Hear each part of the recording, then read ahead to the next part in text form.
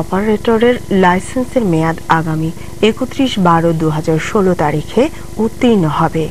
কেবল television network পরিচালনা আইন 2006 এর 7-2 ধারায় লাইসেন্সের মেয়াদ উত্তীর্ণের 30 দিন পূর্বে লাইসেন্সিং কর্তৃপক্ষ বরাবর লাইসেন্স নবায়নের আবেদন দাখিল করার বাধ্যবাধকতা রয়েছে।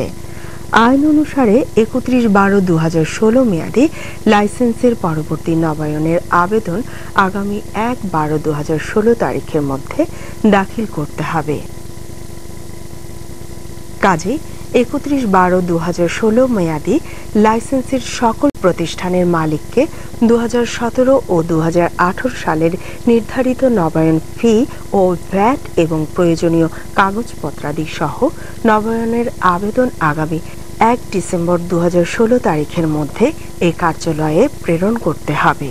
উল্লেখ্য, লাইসেন্স নবায়নের বিষয়ে প্রয়োজনীয় নির্দেশনা সহকারে পৃথক পৃথক পত্র সংশ্লিষ্ট সকল প্রতিষ্ঠানের ঠিকানায় ডাকযোগে প্রেরণ করা হয়েছে।